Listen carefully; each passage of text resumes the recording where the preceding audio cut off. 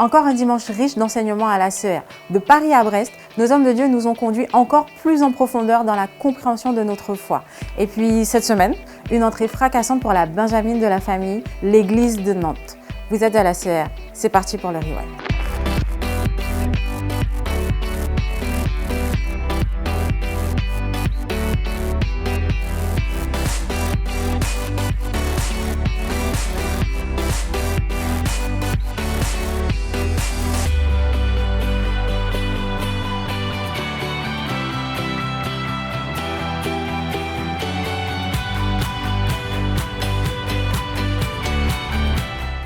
Très souvent, les chrétiens ne savent pas faire la part entre leur vie spirituelle, leur vie de famille et leur travail. Tout au long du premier culte, l'apôtre Alain Patrick nous a enseigné sur la notion d'équilibre. En effet, un chrétien se doit d'être un modèle d'équilibre afin d'être un exemple aux yeux du monde. La Bible dit il y a un temps pour tout. Si vous prenez le temps qui est réservé à l'église, vous l'assignez à la famille, vous faites une erreur. Et vous faites le temps qui est réservé à la famille, vous l'assignez à l'église, vous faites aussi une erreur. Il y a un temps pour tout. Tu ne peux pas être lundi soir, tu es à l'église, mardi soir, tu es à l'église, mercredi soir, tu es à l'église, jeudi soir, tu es à l'église, vendredi soir, tu es à l'église, samedi soir, tu es à l'église, dimanche, tu es à l'église. Et tu n'as pas un temps prévu que tu passes avec ta famille. Ça, c'est un manque d'équilibre. Ce n'est pas ce que nous enseignons ici. Tu ne peux pas aussi dire que toute la semaine, tu ne viens à aucune réunion parce que tu dois te concentrer sur ta famille. C'est un manque d'équilibre aussi. Tu ne peux pas dire que tu ne travailles plus parce que tu dois t'occuper de ta famille. C'est un manque d'équilibre. Est-ce que vous comprenez ça? Tu ne peux pas dire que tu ne travailles plus parce que tu dois t'occuper de l'église. C'est un manque d'équilibre. Est-ce que vous arrivez à me comprendre ça? Soyez organisés. Vous n'êtes pas n'importe qui. Les fils de ce monde ont peut-être plus de temps que vous. Vous suivez? Mais vous devez vous concentrer sur les priorités. Est-ce que vous comprenez? Si vous êtes correctement organisé, vous serez un excellent chrétien. Vous allez vous occuper de vos familles. Et si vous vous occupez bien de vos familles, vous pourrez les amener à servir Dieu à l'église. Moi et ma maison, nous servirons l'Éternel. À la suite de ce premier culte, l'apôtre nous a posé une question. Es-tu fort et bien armé? Es-tu fort et bien armé? Les fondements de ta foi sont-ils basés sur le roc, comme le dit la Bible? La Bible dit, heureux l'homme qui écoute ma parole et qui la met en pratique. Il est comme un homme qui a bâti sa maison sur le roc. La Bible nous parle des tempêtes, les torrents, la pluie sont venus, ça n'a pas pu bouger la chose. Il a construit sa maison sur le sable et construit sa maison sur le roc. La différence entre le sable et le roc, c'est que le sable est facile à creuser. Le roc, pour creuser, c'est dur. Jésus n'a pas parlé de construire sa maison sur les cailloux. Il a dit construire sa maison sur le roc. Renseignez-vous, toutes les personnes qui construisent, quand elles croisent un roc, là où elles construisent, elles savent que ça va prendre du temps de construire là sur le roc, que ce ne sera pas facile de construire sur le roc, ça va être dur de construire sur le roc et que construire sur le roc prend du temps. Ça veut dire que si tu es pressé, tu ne peux pas construire sur le roc. Vous n'êtes pas patient, vous n'êtes pas persévérant, vous n'êtes pas fidèle à la parole de Dieu, vous ne pourrez pas construire sur le roc. Continuez à prendre des raccourcis pour éviter le roc. Vous construisez sur le sable et ça va s'écrouler, vous comprenez? Ne vous inquiétez pas, ça va s'écrouler, c'est une question de temps. Si le vent n'écrase pas ton truc, ne t'inquiète pas, la pluie va venir écraser ça. Si la pluie n'y arrive pas, il y aura un torrent qui va venir enlever. Es-tu bien armé pour pouvoir lutter contre les assauts de l'ennemi? Et d'ailleurs, connais-tu les armes que Dieu a mis à ta disposition pour pouvoir te défendre? Es-tu bien armé? Bon, avant que je te pose la question sur le fait que tu sois bien armé, est-ce que tu connais tes armes? Est-ce que tu connais tes armes? Tu connais c'est quoi le casque du salut? À quoi ça sert? Le bouclier de la foi, tu sais à quoi ça sert? La cuirasse de la justice, tu sais à quoi ça sert? La ceinture de la vérité, tu sais à quoi ça sert? Le zèle de l'évangile, tu sais à quoi ça sert? L'épée de l'esprit. Déjà, tu sais là où l'épée de l'esprit se trouve? Tu sais déjà? Dans la bouche. L'épée de l'esprit. Mon frère, connais-tu le doigt de Dieu? Est-ce que tu connais la puissance d'une arme appelée le sang de Jésus? Sais-tu utiliser le feu de Dieu? Fire. Fire. Brûle. Jusqu'à la racine. Est-ce que tu sais utiliser le feu de Dieu? Est-ce que tu comprends que le souffle de Dieu est une arme? Est-ce que tu sais utiliser le souffle de Dieu? As-tu saisi l'importance des clés que sont la vigilance, la concentration et le discernement? Ok, tu es fort. Ok, tu es bien armé. Ok, est-ce que tu gardes de la bonne façon? Ou est-ce que tu sais garder? Parce que je suis en train de parler de garder là, mais est-ce que tu sais c'est quoi garder ta maison? Et je vais vous donner des clés avant de terminer. Premièrement, garder, c'est être vigilant. Être vigilant. Seigneur Jésus, trop de chrétiens ne sont pas vigilants. Ils ne sont pas vigilants. Certains ont des problèmes par manque de vigilance. Ils ne comprennent même pas c'est quoi la vigilance. La vigilance, c'est être attentionné. Vous comprenez? Bien garder, c'est être vigilant. Une chose ne vient pas que par hasard comme ça dans ta vie. Quand ça vient, il y a un but. Si tu ne considères pas qu'une chose qui est venue dans ta vie a un but, tu n'es pas vigilant. La sagesse de l'homme prudent, c'est de comprendre la voie. Si vous ne comprenez pas votre destinée, même le commencement de votre destinée, parce qu'il y en a qui ne comprennent pas. Je ne vous demande pas de tout comprendre. C'est pas ça. Comprenez au moins même le commencement. Pourquoi je suis chez les chantres? Parce que j'aime chanter. T'es pas prudent? Pourquoi je suis chez les chantres? Non, j'ai calculé un frère là qui a les cheveux jaunes.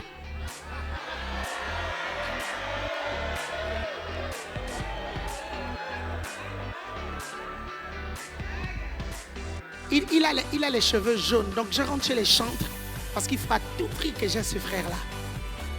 Vous êtes avec moi? Comment tu gardes? Tu gardes, Seigneur Jésus, tu gardes en restant concentré. Restant concentré. Est-ce que vous suivez? Concentré. Pour bien garder, il faut avoir du discernement. Il faut avoir du discernement, le discernement de savoir tout ce qui se passe autour de vous. Soyez sages. Amen. Ayez du discernement. Amen.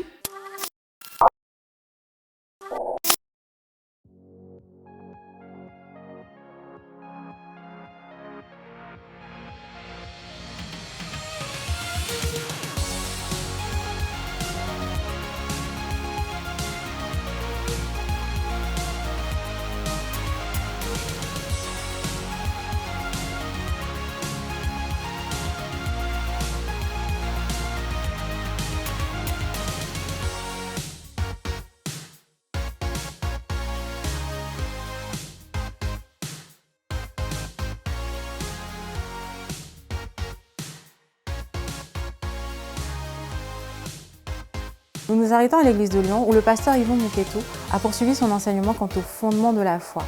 À l'exemple de Paul ou d'Abraham, quelle est la confiance que nous mettons en Dieu? Quels sont les signes qui nous accompagnent par rapport à notre foi? Et comment manifestons-nous celle-ci lorsque Dieu nous parle? Et ma parole et ma prédication ne reposaient pas sur les discours persuasifs de la sagesse, mais sur une démonstration d'esprit et de puissance, afin que votre foi fût fondée non sur la sagesse des hommes, mais sur la puissance de Dieu. Alléluia. Est-ce que c'est écrit noir sur blanc que la foi doit être fondée sur la puissance de Dieu?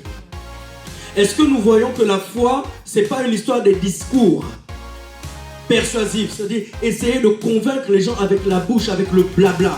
Dis à ton voisin, on ne veut pas le blabla. Oui. J'aimerais te demander, avec quoi tu vas vers les gens? Est-ce que tu vas avec les discours persuasifs de la sagesse humaine ou tu cherches la démonstration d'esprit et de puissance?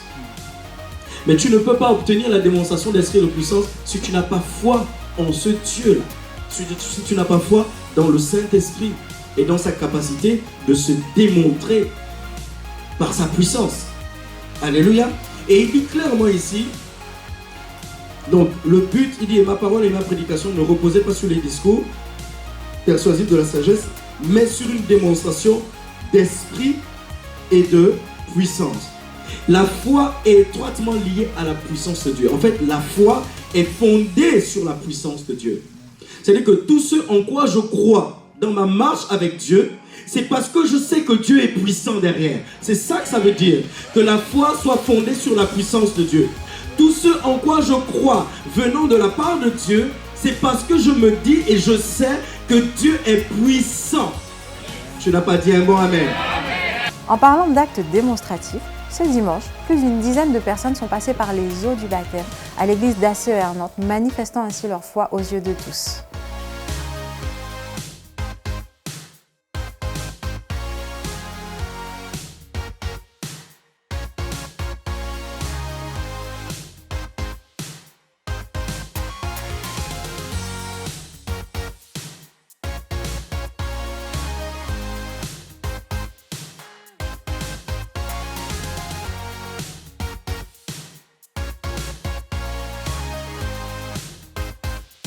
Félicitations à nos nouveaux baptisés et bienvenue dans l'aventure la plus palpitante de votre vie.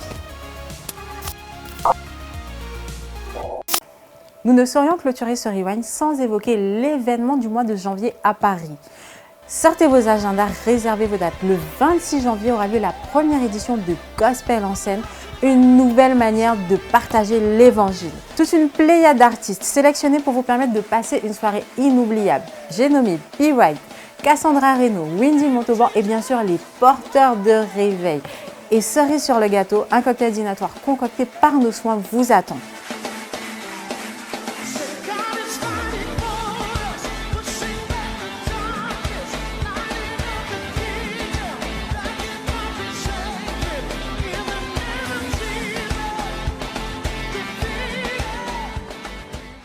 Ne ratez pas ce rendez-vous, je ne sais pas pour vous, mais moi j'y serai.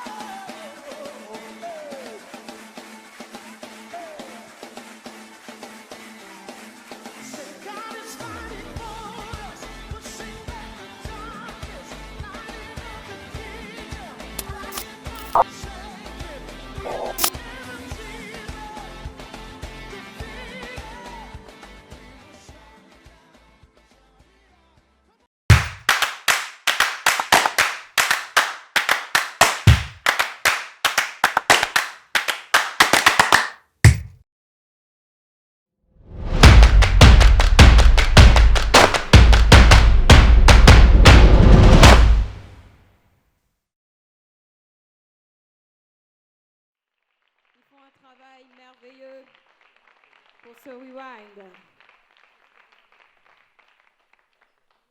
Alléluia, on est béni à la CER, n'est-ce pas?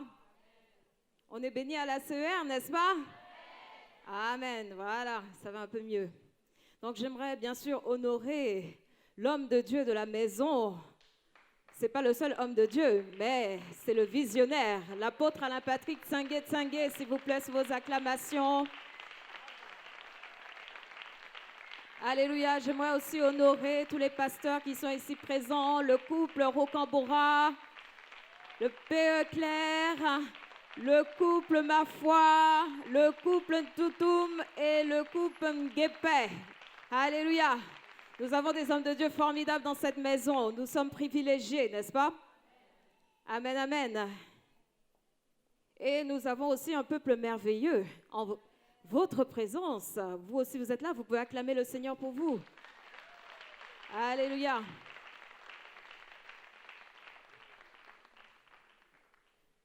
Amen. Donc, nous sommes toujours dans notre vision prophétique, n'est-ce pas? La foi triomphante, alléluia. Cette année est notre année, alléluia. Notre année où notre foi triomphe, où elle est victorieuse, alléluia. Pas d'échec, pas de défaite, n'est-ce pas? Que des victoires, n'est-ce pas? Alléluia. Parce que nous sommes des conquérants et des victorieux. Alléluia. Donc ce matin, j'aimerais vous parler de la mentalité, les paroles et les actes de foi. C'est important que notre mentalité soit une mentalité remplie de foi. Alléluia. Et que nos paroles soient remplies de foi. Et que nos actes démontrent notre foi. Alléluia. Amen. Donc j'aimerais que nous puissions regarder un petit moment une vidéo qui va passer pour illustrer en fait la mentalité que nous devons avoir.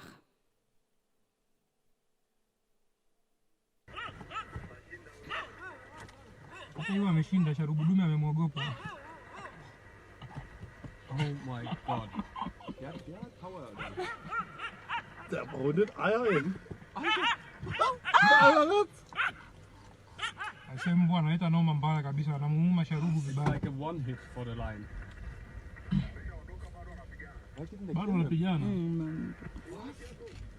Munge. How come it's not being killed?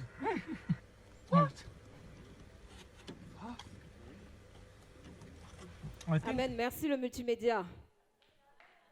Est-ce que vous voyez ce que ce chien a fait? Un chien parmi les lions.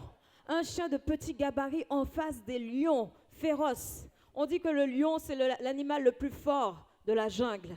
Mais ce chien-là n'avait pas peur de plus fort que lui. Alléluia. Et ça, c'est la mentalité de foi que nous devons avoir. Nous ne devons pas avoir peur, même si les circonstances nous dépassent, semblent nous dépasser, parce qu'elles ne nous dépassent pas, parce que nous avons suffisamment de foi pour renverser ces circonstances. Alléluia. Est-ce que vous voyez la mentalité? En fait, ce n'est pas le gabarit qui compte, mais ce qu'il y a à l'intérieur. Alléluia. Amen. La mentalité de foi. Alléluia. C'est important que nous développons un mindset, une mentalité qui est remplie de foi, qui est forte. Alléluia. Pour vaincre les situations. Même si les situations semblent être d'une capacité effrayante. Mais nous devons avoir cette mentalité. Alléluia. Est-ce que je parle à un peuple qui est fort dans sa mentalité? Alléluia. Un peuple qui est fort, qui n'a pas peur des épreuves, qui n'a pas peur du loup. Même s'il est au milieu de loups, mais il ne se fait pas dévorer, il va à l'encontre des loups. Alléluia. Un peuple qui n'a pas peur du diable. Ah, nous sommes plus que vainqueurs, n'est-ce pas? Nous sommes plus que vainqueurs. Alléluia. La mentalité de foi. Alléluia. Donc nous allons développer la mentalité de foi. C'est quoi la mentalité de foi? La mentalité de foi, c'est voir les solutions derrière les problèmes. Là où les gens voient les problèmes, avec la mentalité de foi, vous ne voyez pas les problèmes, vous voyez les solutions. Même si les problèmes sont là, votre mentalité se fixe sur les solutions qui doivent être. Alléluia. Et c'est ça la mentalité de foi, c'est voir les opportunités. Même si nous sommes dans une situation difficile, même si nous sommes dans un pays où il y a la famine, mais c'est de voir les opportunités. Alléluia. C'est ça la mentalité de foi. Même si vous êtes dans un monde où il y a des crises, mais parce que vous avez la mentalité de foi, alors vous croyez que Dieu est capable de faire quelque chose. Vous croyez qu'il y a des opportunités dans ce pays. Alléluia. Amen. Et vous croyez en l'intervention divine de Dieu. Amen. Même s'il y a la disette quelque part, la disette ne vous affecte pas. La famine ne vous affecte pas. Alléluia. Parce que vous êtes un peuple béni. Alléluia. Et Dieu a déclaré la bénédiction sur votre vie. Dieu a dit que vous êtes les fils d'Abraham. Alléluia. Et il a béni la génération d'Abraham. Et nous sommes de cette génération. Alléluia. Cette génération, en fait, qui doit vivre dans la foi et qui bénéficie de la bénédiction d'Abraham. Alléluia. Vous n'êtes pas n'importe qui, n'est-ce pas? Vous n'êtes pas n'importe qui. Et en face des problèmes, vous ne devez pas être n'importe qui. Vous ne devez pas, en fait, avoir peur. N'est-ce pas? Vous devez avoir la mentalité de la foi. Et nous allons lire Genèse du verset 26, de 1 à 12. Et vous allez voir en fait que, même s'il y a la famine quelque part, mais tout dépend de votre mentalité. Alléluia. Si vous croyez que la bénédiction est attachée à votre vie, alléluia, et que la bénédiction est en vous, alors quel que soit ce qui est à l'extérieur, en fait, ça ne doit pas agir en fait sur vous, alléluia, parce que vous êtes des hommes et des femmes de foi, alléluia. Alléluia. La Bible dit il y eut une famine dans le pays, outre la première famine qui eut lieu du temps d'Abraham. Et Isaac alla vers Abimelech, roi des Philistins, à Guérar. Et l'Éternel lui apparut et dit, ne descends pas en Égypte, parce qu'il voulait fuir, parce qu'il y avait la famine. Demeure dans le pays que je te dirai, c'est-à-dire à Guérar. Séjourne dans ce pays-ci, je serai avec toi. Alléluia. Dites, je serai, l'Éternel sera avec moi. Alléluia. Et je te bénirai, alléluia. Dieu a déclaré la bénédiction, alléluia. Et quand Dieu déclare une chose, il ne ment pas. Quand Dieu a déclaré la bénédiction sur sa vie, alors cette bénédiction s'attache à sa vie, alléluia. elle s'attache à sa vie. Car je donnerai toutes ces contrées à toi et à ta postérité. Alléluia. Et quand Dieu bénit, il bénit aussi les générations. Et c'est ce que j'aime avec Dieu. C'est que la bénédiction nous suit. Mais la bénédiction aussi suit nos enfants. Et la bénédiction suit les enfants de nos enfants. Alléluia. Quand ils suivent la lignée, en fait, quand ils suivent le Seigneur, alors cette bénédiction s'attache à leur vie. Amen. Je te donnerai toutes ces contrées à toi et à ta postérité. Et je te tiendrai le serment que j'ai fait à Abraham, ton père. Alléluia. C'est une question d'alliance. C'est une question de bénédiction générationnelle. Alléluia. Une bénédiction qui ne s'arrête pas. Alléluia. Mais qui suit les générations. Je multiplierai ta postérité comme les étoiles du ciel. Je donnerai à ta postérité toutes ces contrées. Alléluia. Ah, c'est pas qu'une seule contrée. Parce que notre Dieu, ce n'est pas un Dieu du minimum. Non, c'est un Dieu du maximum. Alléluia. Et toutes les nations de la terre seront bénies en ta postérité. Parce que Abraham a obéi à ma voix. Alléluia. Et qu'il a observé mes ordres, mes commandements, mes statuts et mes lois. Et Isaac resta à Guérar, dans le lieu où il y avait la famine. Il resta parce que Dieu a parlé. Dieu lui a parlé et lui a dit, reste dans ce pays et je te bénirai et ta postérité aussi. Et lorsque les gens du lieu faisaient des questions sur sa femme, bon, on va passer ce passage-là, Rebecca, tout ça. Comme son séjour se prolongeait, alors on va encore passer. Abimelech, bon, on va encore passer, oui. Ok. On va encore passer. Voilà, là c'est bon, là. Aha. Isaac sema dans ce pays et il recueillit cette année le centuple. Alléluia. Ça, c'est la bénédiction de l'Éternel. Alléluia. Il sema et il récolta le centuple parce qu'il a obéi à la voix de Dieu. Alléluia. Ta bénédiction est attachée à ta vie. La bénédiction n'est pas attachée au pays, au lieu dans lequel tu te trouves.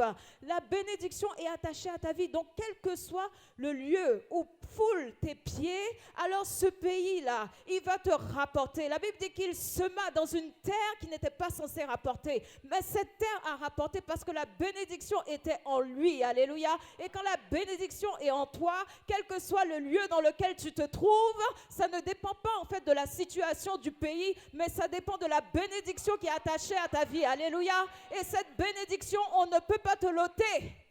Alléluia. Quand Dieu décide de bénir, quand il t'a dit qu'il te bénira, tu dois t'attacher à cette parole. Alléluia. Tu dois garder cela dans ta mentalité. Alléluia. Quelle que soit la situation, alors il te bénira. Et ce n'est pas n'importe quelle bénédiction. La Bible dit qu'il sema. Aïe, aïe, aïe. Mais ce que j'aime, c'est qu'il récolta cette année le centuple. Alléluia. Le centuple. Alléluia. Alléluia. Est-ce que tu peux voir ta vie être comblée en abondance? Alléluia. Est-ce que tu peux voir quand tu sèmes dans la maison de Dieu, alors tu récoltes au centuple? Alléluia. Une récolte en fait qui dépasse ton intelligence. Alléluia. Une récolte qui en fait te gifle et que tu ne t'attends pas. Alléluia. Une récolte en fait qui te met KO tellement la bénédiction de l'Éternel est grande et elle est bonne. Alléluia. Tellement elle est en abondance. Alléluia. Tu es même surpris et content de ce que Dieu a pu faire. Ah, la bénédiction de l'Éternel, elle enrichit, n'est-ce pas? Et elle se fait suivre d'aucun chagrin. Tu ne peux pas être en fait dans la tristesse quand Dieu te bénit. Ce n'est pas possible. Ça veut dire que ce n'était pas la bénédiction de l'Éternel. Ça veut dire que c'était la bénédiction en fait qui venait d'une autre source que celle de l'Éternel. Parce que la Bible dit que la bénédiction de l'Éternel, alléluia, la bénédiction de Dieu, elle enrichit. Alléluia. Non seulement elle enrichit, mais tu ne peux pas être dans le chagrin. Tu peux être que content. Ah, tu peux être que dans la joie. Alléluia. Parce que quand Dieu te bénit, tu es forcément dans la joie. Amen. Amen. Donc je vous invite à développer en fait cette mentalité de foi. De voir des solutions derrière des problèmes. Alléluia. De ne pas vous focaliser sur les problèmes de ce qui est autour. Parce que la bénédiction, Dieu a déjà déclaré que vous êtes bénis. Vous êtes les fils d'Abraham. Alléluia. Vous êtes bénis et quel que soit le lieu où vous êtes, qu'il soit bon, qu'il soit propice ou pas à votre votre bénédiction, en fait, ça ne touche pas ta bénédiction parce que cette bénédiction est attachée à ta vie. Alléluia. Elle est attachée à ta vie. Donc Dieu voulait faire comprendre à Isaac en fait que c'est important de développer cette mentalité de foi en étant dans une terre où il y avait la famine. Et c'est la même chose pour vous. C'est important de développer la mentalité de foi, quel que soit l'endroit où vous êtes. On dit que la France, on ne peut pas trop prospérer à cause en fait de la fiscalité qui est souvent difficile et qui est souvent lourde. Quand l'État se met à vous donner des impôts, il ne vous rate pas. En France, les impôts sont partout. On appelle la TVA l'impôt indolore parce que vous ne la sentez pas, ça ne vous fait pas mal. Vous ne la voyez pas, ça passe comme en fait une lettre à la poste. Parce que vous achetez à manger et la TVA, elle passe comme ça, vous ne pensez même pas à ça. C'est un impôt indolore, c'est comme ça qu'on parle de la TVA. Vous voyez ? Ensuite, il y a des impôts sur le revenu. Bon, vous connaissez en fait tous les types d'impôts qu'il y a en France, mais ça ne peut pas vous empêcher de prospérer. Alléluia, ne vous dites pas non, je partirai aux États-Unis parce que là-bas, il y a moins de taxes. Non, la bénédiction est attachée à ta vie. Dieu a déjà déclaré que tu es béni. Alléluia. Donc, il faut accorder ta mentalité à cela, à la bénédiction de l'Éternel. Alléluia. Et quel que soit l'endroit où tu te trouves, oh, tu peux changer ce lieu. Alléluia. Tu peux récolter. Alléluia. Même si la terre est aride, sèche comme quoi, mais tu peux récolter. Alléluia. Alléluia, il suffit juste d'avoir la sagesse pour voir les opportunités, juste de se mettre dans le domaine de la foi pour voir les opportunités, alléluia. Et en France, nous avons beaucoup d'opportunités. Il y en a qui réussissent, alléluia. Ce n'est pas tous qui croulent sous les dettes fiscales. Amen.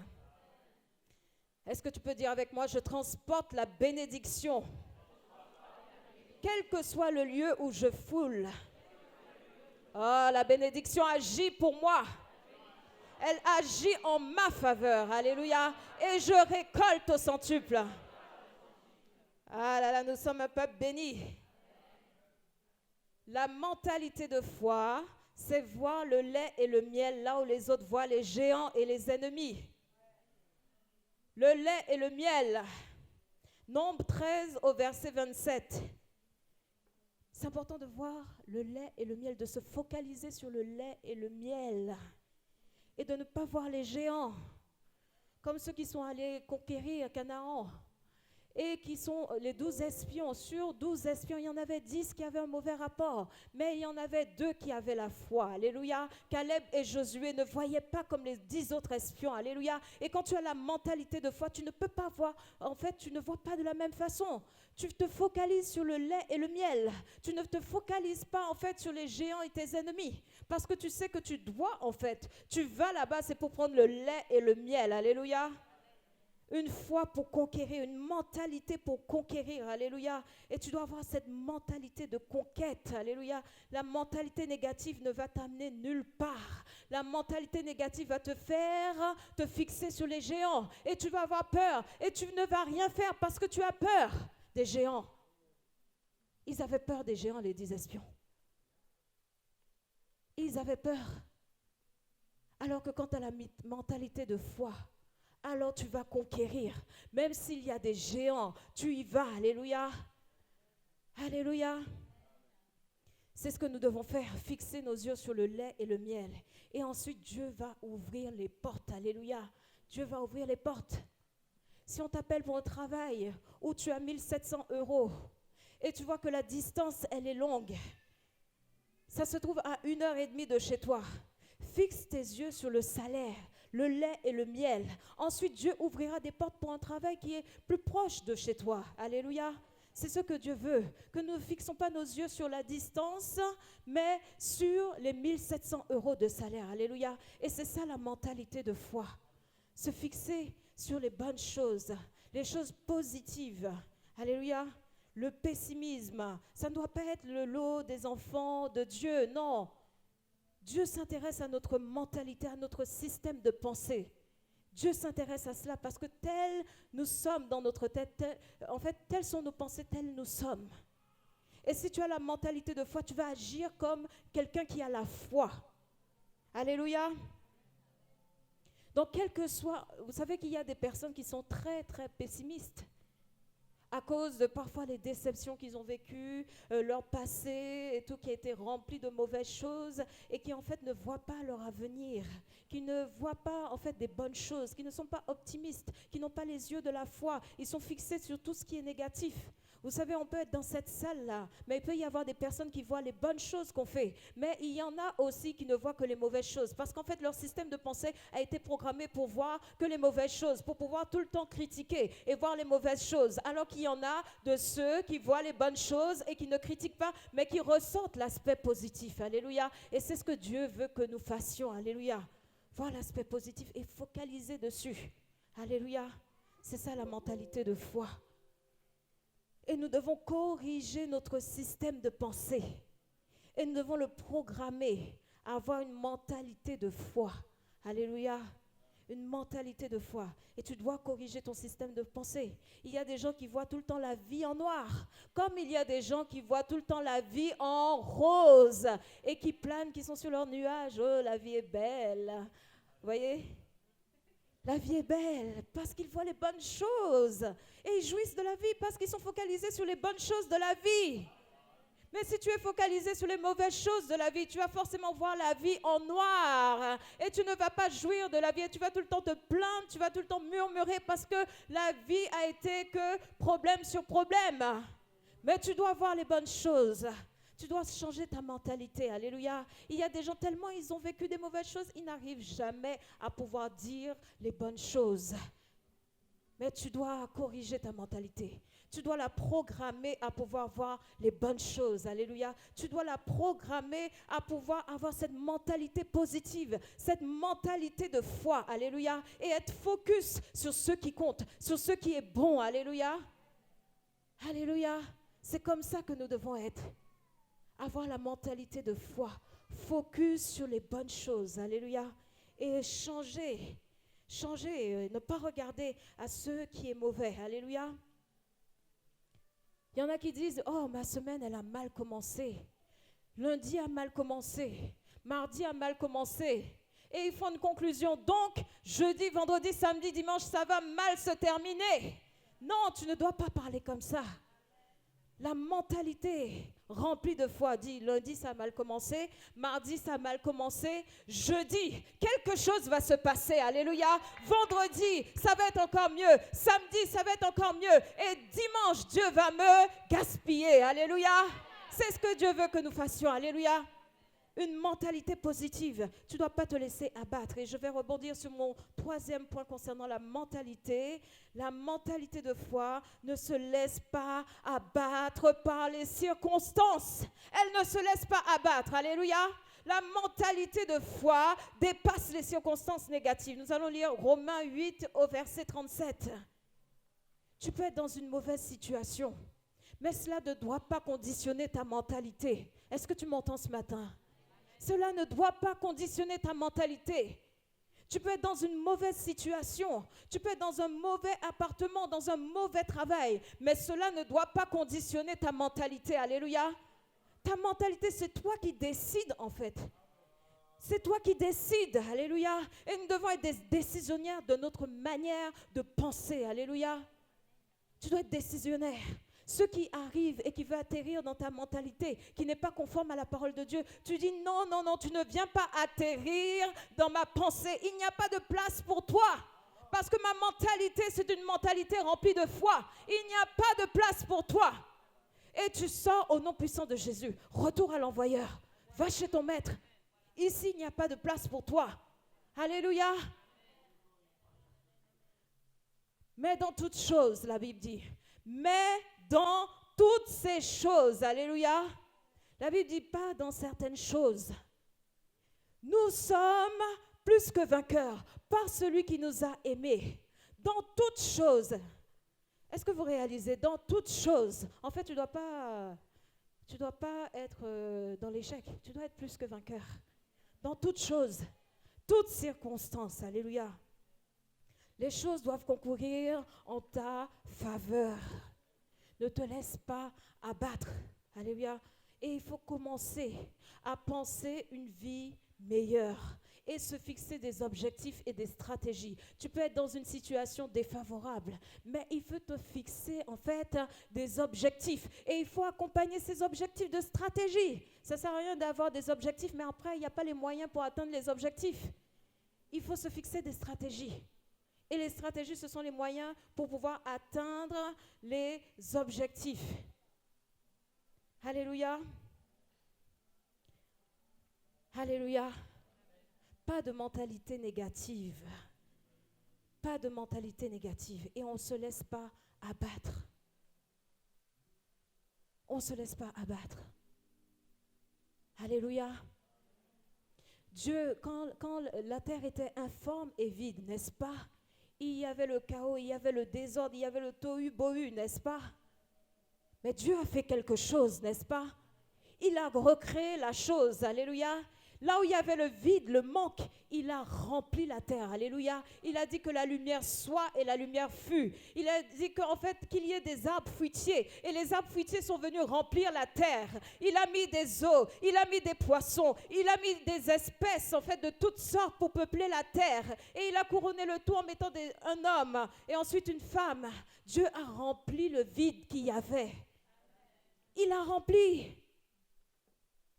Et quand parfois on n'est pas, en fait, on n'a pas atteint notre objectif comme on voulait, alors tu es capable en fait d'atteindre ces objectifs-là et de remplir. Là où il y a le chaos dans ta vie, tu es capable de changer ce chaos-là, alléluia, avec une mentalité de foi et de décréter des choses pour que ces choses-là arrivent et de remplir là où c'est vide dans ta vie. Alléluia, là où c'est désordonné, mettre de l'ordre. Mais il faut avoir une mentalité de foi, il faut croire. Il faut croire, alléluia. Il faut relever la tête. Quand on peut être abattu, mais que ce soit pour un moment, que ce soit momentané, mais que ça ne dure pas dans le temps. Que ça soit momentané vraiment, parce que la chair est faible. Mais l'esprit est là pour relayer la chair. N'est-ce pas? L'esprit est là pour en fait combler ce que la chair ne peut pas faire. L'esprit est là pour relever la chair, pour assujettir la chair. Et quand ta chair est en train de s'abattre, quand ton âme est en train de s'abattre, alors tu dois parler à ton âme, comme David parlait à son âme. Mon âme, relève-toi, alléluia. Relève-toi, alléluia. Relève-toi. Et vois un peu plus loin que le bout de ton nez. Vois un peu plus grand, alléluia. Ne pas se laisser abattre par les circonstances. Nous sommes plus que vainqueurs en toutes circonstances, en toute situation. Alléluia. Et ça doit rester dans notre mentalité. Alléluia. Ça, c'est la mentalité de foi. Ça, c'est la mentalité, en fait, de quelqu'un qui est plus que vainqueur. Et ça nous revient à nous de pouvoir modeler notre mentalité, de la façonner. Alléluia. Donc, mon quatrième point, c'est la mentalité de foi ne se laisse pas modeler par le monde présent. Il ne se laisse pas modeler par le monde présent. Le monde présent ne correspond plus, en fait. Le monde présent, en fait, c'est le monde. D'accord? Et, en fait, nous ne sommes plus de ce monde, comme la Bible dit. Nous sommes du royaume de Dieu. Alléluia. Il nous a rachetés. Il nous a enlevés du monde des ténèbres pour nous amener dans le royaume de son Fils bien-aimé, dans le royaume de la lumière. Alléluia. Mais, quand nous allons dans le royaume de la lumière, c'est notre esprit. Notre esprit, notre âme, on va en fait dans le royaume de Dieu, d'accord? Notre esprit est recréé, mais notre âme a besoin d'être renouvelée et d'être modelée.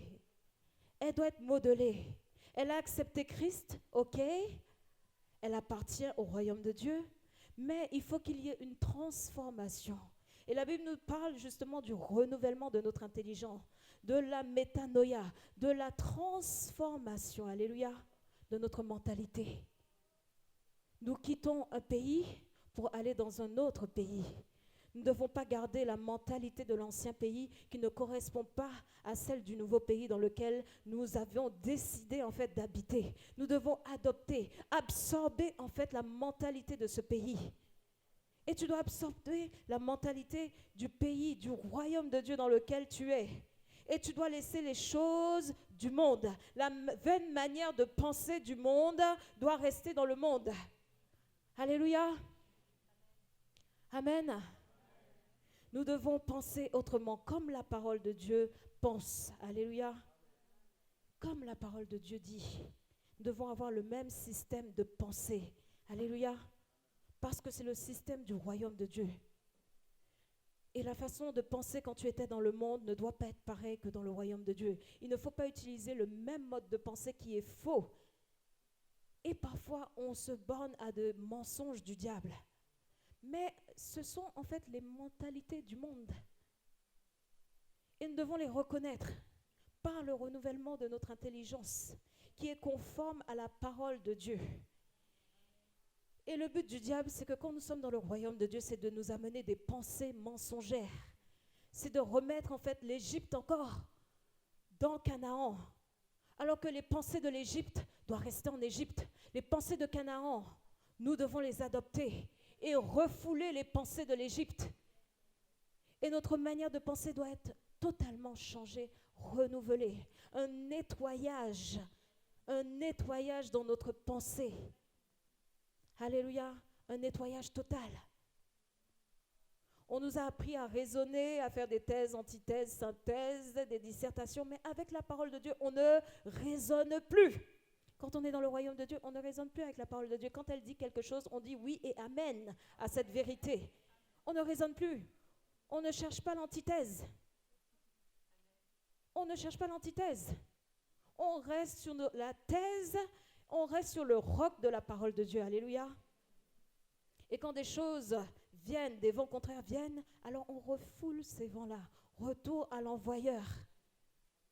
Retour à l'envoyeur. Donc nous ne devons pas nous laisser modeler. Le monde, on ne doit pas se modeler, c'est-à-dire prendre la forme du monde. Non. Non. Alléluia. Donc tu dois regarder qu'est-ce qu'il y a dans ta mentalité qui est encore de l'Égypte. Et tu dois le laisser là-bas, en Égypte. Vous savez, vous pouvez sortir de l'esclavage, mais continuer à vous comporter comme des esclaves. C'est possible, parce que vous gardez la même mentalité. Et quand vous regardez le peuple hébreu, en fait, les choses de l'Égypte, ils ont encore continué à amener ça là-bas. Ils ont continué à emmener ça alors qu'ils étaient vers le désert. Pas vers le désert, vers la marche vers Canaan. Ils ont continué à manifester en fait les symptômes de l'Égypte. Ils se sont mis à murmurer au lieu de croire en la parole de Dieu, au lieu de croire en ce que Dieu leur a dit comme promesse. Ils se sont mis à murmurer, à se plaindre. Ça, c'est encore en fait les choses du monde, la vaine manière de fonctionner en fait du monde. Parce que quand on est chrétien, on laisse ces choses-là, on ne se plaint plus. On ne murmure plus pour Dieu, contre Dieu. On accepte la vérité de la parole de Dieu et on se tient sur la vérité de la parole de Dieu. Dieu nous a libérés, alléluia. Il nous a libérés, il nous a transportés dans un autre royaume et nous devons être conformes à ce royaume, alléluia. Notre mentalité doit être conforme à ce royaume, alléluia. Pensez comme Dieu pense, alléluia. Cherchez dans la parole de Dieu comment Dieu pense par rapport à tel problème. Qu'est-ce qu'il dit dans la parole de Dieu par rapport à tel problème? Comment je dois me comporter par rapport à telle chose? Et alors je suis en train de modeler ma mentalité pour qu'elle puisse adopter la mentalité de Dieu. Alléluia. Alléluia, parce que nous sommes censés ressembler à Dieu. La Bible dit nous sommes des dieux, n'est-ce pas? Amen. Nous allons parler des paroles. Les paroles. Vous savez, on a parlé de la mentalité, parce que c'est important que notre mentalité soit modelée, parce qu'en fait, nos paroles vont dépendre en fait de la mentalité que nous avons. Vous ne pouvez pas libérer d'autres paroles que ce qu'il y a dans votre tête, en fait. N'est-ce pas? Donc, c'est pour ça que c'est important de faire le travail d'abord dans la mentalité. Et ensuite, vous allez libérer les paroles que vous avez mises en fait dans votre mentalité. N'est-ce pas? Les paroles. Vendredi, nous avons déclaré, nous avons dit que nous sommes les prophètes de notre vie. Tu es le prophète de ta vie. C'est toi qui déclare, qui décrète le chemin de ta destinée. C'est toi qui décrète en fait ce que tu veux que ta vie soit en fait. C'est toi. N'attends pas qu'on dise des choses sur ta vie. Toi-même décrète. Alléluia. Toi-même parle sur ta vie. Alléluia. Parle sur ta vie. N'aie pas peur de parler. Même si tu es bavard sur ta vie, c'est pas grave. On va pas te dire que tu es bavard. Tu vas saouler personne. On va pas dire que tu es une station de gonflage. N'est-ce pas? Ça, c'est quand certaines femmes parlent trop et saoulent leur mari, ou l'inverse, parce qu'il y a aussi des hommes qui parlent trop, hein, qui saoulent. Hein. Oui, c'est possible, il y en a, hein, ça existe.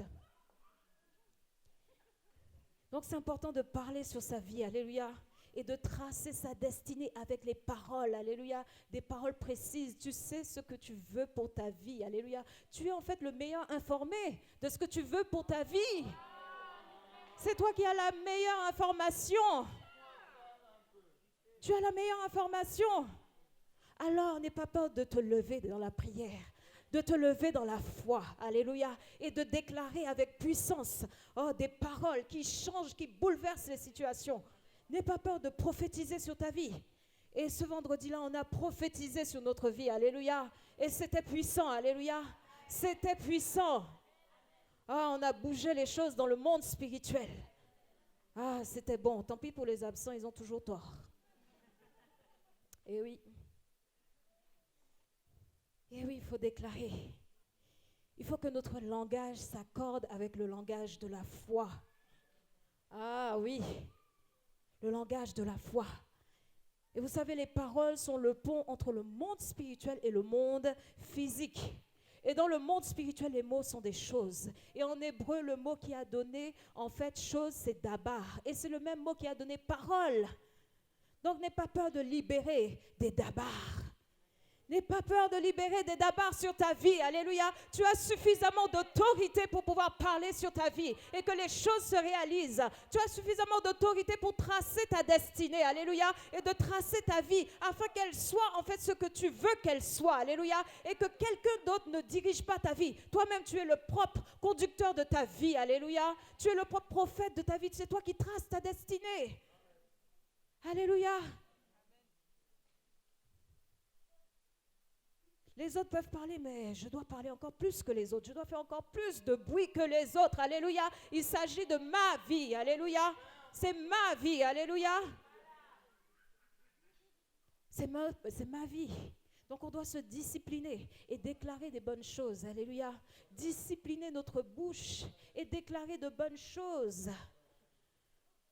La Bible dit que la langue est comme un petit feu. Mais faisons attention de ne pas envoyer le feu n'importe où.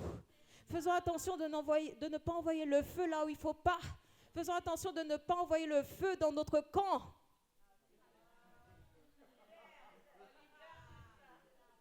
Mais envoyons le feu dans le camp de l'ennemi. Alléluia. Notre bouche n'est pas là pour détruire la vie des autres, de parler, de critiquer en détruisant la vie des autres, de donner des mauvais témoignages, de faire circuler les mauvais témoignages de la vie des autres. Ta bouche n'est pas là pour ça, elle est là pour bâtir ta vie. Alléluia. C'est un feu pour bâtir ta vie. Alléluia. Pour brûler en fait ce qui n'est pas bon sur ta vie, ce que l'ennemi envoie, ce que ta famille peut envoyer s'ils font de la sorcellerie. C'est fait pour brûler ces choses-là. Alléluia. C'est pour ça que la bouche est là. L'épée de l'esprit, alléluia. L'épée de l'esprit, pas pour attaquer le camp de notre camp, mais le camp de l'ennemi, alléluia. Et on a suffisamment de travail. On a suffisamment de travail, n'est-ce pas? Alléluia. La parole a la puissance de changer votre situation, de changer ce que vous voyez avec vos yeux physiques. La parole a la puissance de changer, alléluia, de transformer les choses.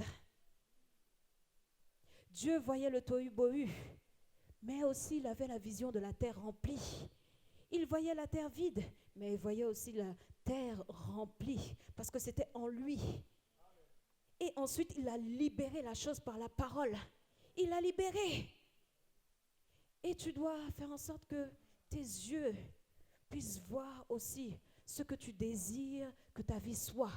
et ensuite libérer cela au nom puissant de Jésus. Alléluia. Alléluia. Tu dois voir le devenir des choses. Tu dois te projeter. C'est important de se projeter.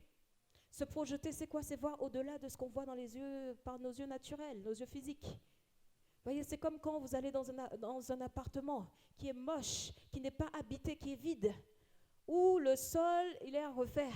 Les murs sont sales. Tout est en lambeaux. Mais qu'est-ce que vous devez faire? Vous devez voir. Vous devez réaménager les choses, n'est-ce pas? Et ensuite, appeler ces choses-là, alléluia. Appeler ces choses-là pour qu'elles viennent, alléluia. Avec votre bouche, appelez ces choses-là. Amen. Et c'est important d'appeler ces choses-là dans une bonne logique, avec la sagesse de Dieu. Avec la sagesse de Dieu. Il y a un adage qui dit, on ne met pas la charrue avant les bœufs, n'est-ce pas? Dieu n'a pas appelé les poissons d'abord, et après il a appelé l'eau. N'est-ce pas? C'est la même chose. Parfois, on est illogique dans nos confessions. Tu ne peux pas demander les enfants si tu n'as pas encore le mari.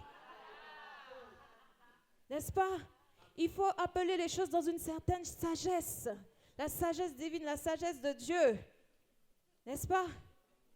Et parfois, certains mettent la charrue avant les bœufs. Il faut mettre les bœufs d'abord. Ensuite vient la charrue, parce que la charrue sans les bœufs, en fait, elle ne peut pas bouger. Elle ne peut pas se déplacer. Et c'est vrai que c'est important. Parfois, on ne se rend pas compte, mais on est illogique. Illogique, et on a besoin d'appeler les choses avec la sagesse de Dieu. Amen. Amen. Amen. Vous êtes toujours avec moi? Ok. Ensuite, pour que la foi ait de la force, pour que les déclarations puissent avoir de la force et de l'impact. N'est-ce pas? On veut des déclarations qui aient de l'impact, n'est-ce pas? On ne peut pas juste parler, tu ne vois rien, mais bon, c'est quoi ça? Parler, non. Il faut que tu vois les choses, il faut que tu vois les fruits, il faut que ça soit, comme je dis toujours, palpable, il faut que ça soit pertinent, n'est-ce pas? Et Dieu veut qu'on puisse avoir des fruits. Donc c'est important que notre foi soit grande et forte quand nous confessons les choses. Laissez les choses venir à maturité dans votre esprit avant de pouvoir libérer la foi. Il faut qu'elle monte à un certain niveau de maturité. Alléluia. Les choses sont stabilisées dans votre esprit. Alléluia. Parce qu'il n'est pas question en fait de déclarer une chose aujourd'hui et de déclarer le contraire demain. Ça ne sert à rien. Donc il faut attendre que la chose ait pris une certaine maturité. Il faut que la chose soit stabilisée et assise dans votre esprit. Alléluia. Une foi grande et forte. Si c'est encore faible, laissez au chaud. Laissez encore au chaud. Attendez que la chose ait pris de la force. Alléluia. Parce que votre force de frappe va être plus importante et vous aurez plus d'efficacité. Et vous allez frapper fort, n'est-ce pas?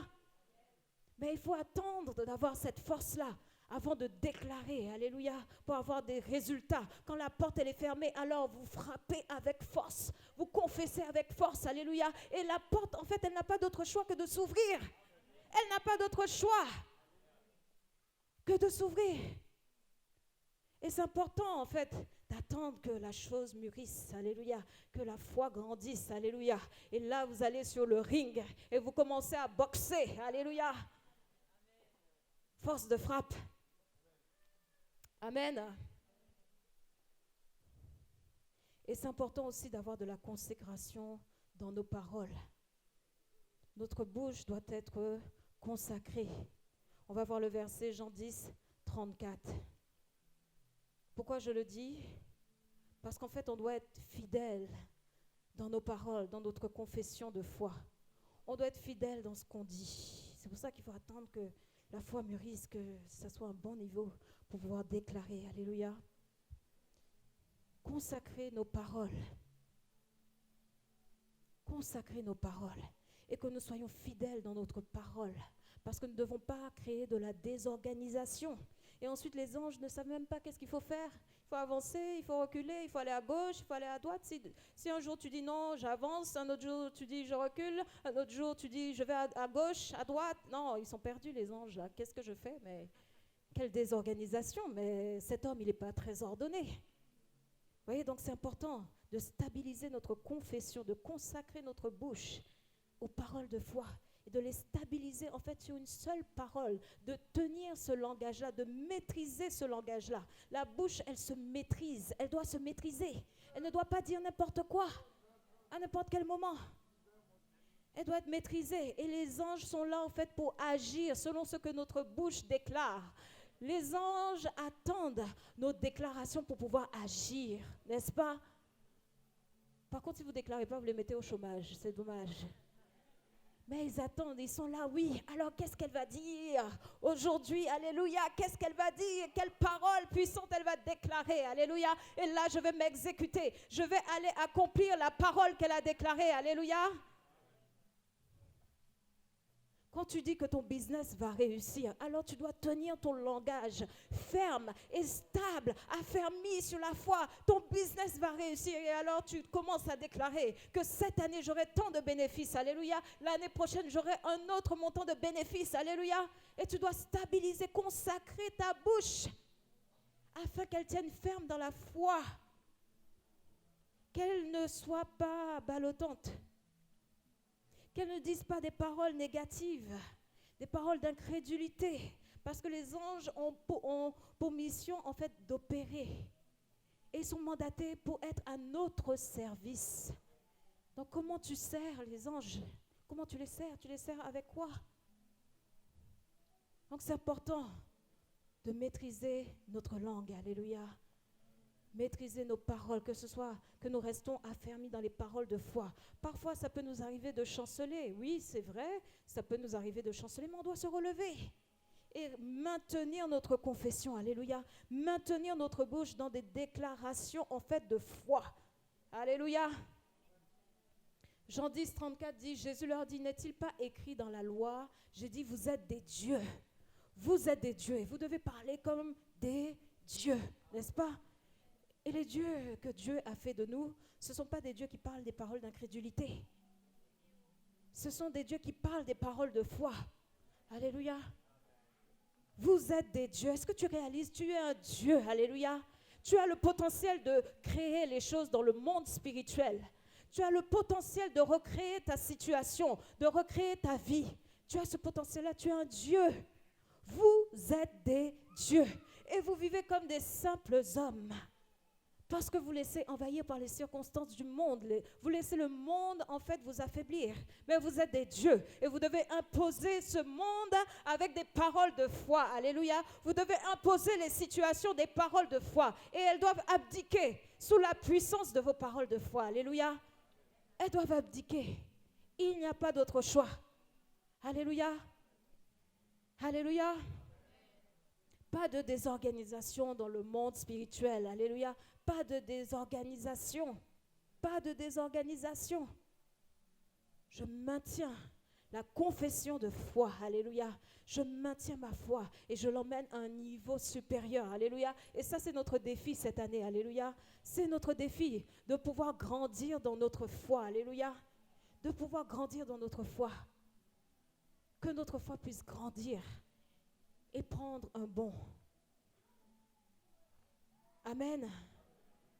Est-ce qu'il y a des conquérants dans la salle, des conquérantes, des gens qui veulent faire des bonds dans la foi, passer d'un niveau A au niveau B, alléluia, progresser. Amen. Nous allons parler des actes de foi. Les actes de foi. Et nous allons lire Nombre 23 à partir du verset 19. Les actes de foi. Quand tu as une mentalité de foi, tu as parlé la parole de foi, parfois ça ne suffit pas. Il faut poser des actions cohérentes par rapport à ta foi. Parfois, il faut aller un peu plus loin jusqu'aux actions. Alors, la Bible dit, Dieu n'est point un homme pour mentir, ni fils d'un homme pour se repentir. Ce qu'il a dit, ne le fera-t-il pas? Ah ah, ce qu'il a dit, ne le fera-t-il pas? Ce qu'il a déclaré, ne l'exécutera-t-il pas? Est-ce qu'il n'exécutera pas? Ah, ce qu'il a dit, il le fera, alléluia. Et ce qu'il a déclaré, il l'exécutera, alléluia, parce que sa main n'est pas trop courte pour agir. Et ce qu'il dit, en fait, est censé se réaliser. Parce que la parole de Dieu, elle ne faillit pas, en fait. Elle ne s'affaiblit pas. Elle ne perd pas en intensité. Quand Dieu déclare une parole, c'est pour l'exécuter. C'est pour l'exécuter. Alléluia. Et c'est la même chose, nous sommes des dieux sur cette terre. Nous sommes des dieux sur cette terre, alléluia. Et quand nos paroles sont remplies de foi, en fait, elles doivent avoir le même effet. Elles doivent s'exécuter. Elles doivent s'exécuter. Elles doivent en fait se manifester. Il n'est pas question, parce que la foi, en fait, elle n'échoue pas. Elle n'échoue pas, en fait, elle ne fait pas ce qu'elle n'a pas dit qu'elle fera. Peut-être nous, en tant qu'hommes, dans notre nature humaine, on peut promettre aux gens certaines choses qu'on ne fait pas. Mais l'homme de foi, la femme de foi, quand elle déclare en fait les paroles avec foi, là-dedans il y a la semence, dans la parole il y a la semence de foi. Et cette foi-là, elle n'échoue pas. Elle est censée en fait s'exécuter. Quel que soit le temps, elle est censée s'exécuter. Et ce que tu dis, ça doit se faire. Ça doit s'exécuter. Alléluia. Alléluia. Et donc nous devons être fidèles quand nous agissons. Et nous devons accompagner en fait nos paroles en fait par nos actes. Nous devons agir fidèlement à ce que nous avons déclaré. Tu ne peux pas dire que tu vas en Haïti et tu prends un billet d'avion pour aller en France. Tu n'es pas fidèle à ce que tu as déclaré. Tu n'es pas fidèle. Tu fais carrément autre chose, le contraire. Pour que ça puisse s'exécuter, il faut agir fidèlement. Quand Dieu dit qu'il le fera, il le fera en fonction de ce qu'il a dit. Il exécute en fonction de ce qu'il a dit. Et nous aussi, nous devons exécuter les choses en fonction de nos déclarations. Alléluia. Tu ne dois pas agir autrement.